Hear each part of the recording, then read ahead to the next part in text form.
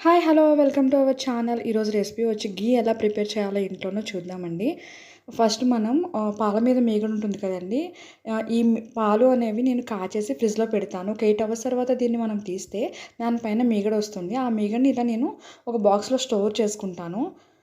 ఇలా ఒక 15 డేస్ తీసిన తర్వాత నేను నెయ్యి అనేది ప్రిపేర్ చేసుకుంటాను.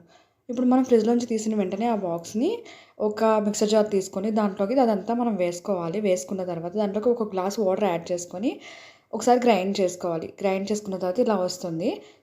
ఇలా వచ్చిన తర్వాత కొంచెం వాటర్ యాడ్ చేసి ఒకసారి కలుపుకోండి. కలిపిన తర్వాత మళ్ళీ మూత పెట్టేసి ఒక 2 మినిట్స్ మనం గ్రైండ్ చేసుకోవాలి. ఇలా గ్రైండ్ చేసుకున్న తర్వాత మనకి వెన్న అనేది ఇలా వస్తుంది. ఈ వెన్నని మనం ఒక బౌల్లోకి తీసుకోవాలి. దానిలో ఉన్న వాటర్ని పడేసేయాలి. ఈ వెన్నని మనము 2 టైమ్స్ మంచి వాటర్తో వాష్ చేసుకోవాలండి. వాష్ చేసుకోవడం వల్ల మనకి నెయ్యి అనేది స్మెల్ రాకుండా చాలా కాలం వస్తుంది.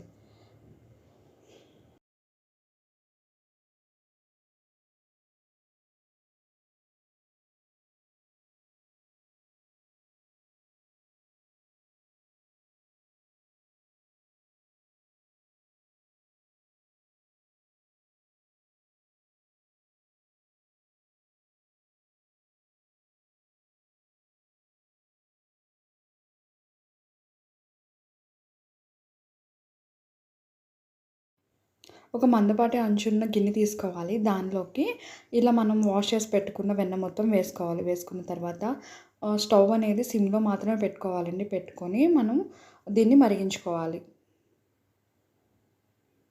నెయ్యి అనేది ఇలా మరుగుతూ ఉంటున్నప్పుడు దీనిలోకి 2 లవంగాలు వేసుకోండి. 2 లవంగాలు వేయడం వల్ల మనకి ఆ టేస్ట్ అనేది మంచిగా ఉంటుందన్నమాట. దీనిలో కరివేపాకు కూడా వేసుకోవచ్చండి. దానివల్ల కూడా మనకి మంచి స్మెల్ అనేది వస్తుంది. ఇలా ఈ కలర్ వచ్చే వరకు మనం బాయిల్ చేసుకోవాలి. చేసుకున్న తర్వాత ఒక స్ట్రైనర్ ద్వారా మనం దీన్ని ఒక గాజు సీసాలో కానీ, స్టీల్ డబ్బాలో కానీ వేసుకోవాలి.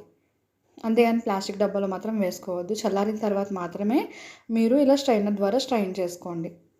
చూసారు కదా, హోమ్మేడ్ ఘీ చాలా సింపుల్గా మనం ప్రిపేర్ చేసుకోవచ్చు. నా వీడియో కనుక మీకు నచ్చినట్లయితే ప్లీజ్ లైక్ చేయండి, షేర్ చేయండి. Thanks for watching.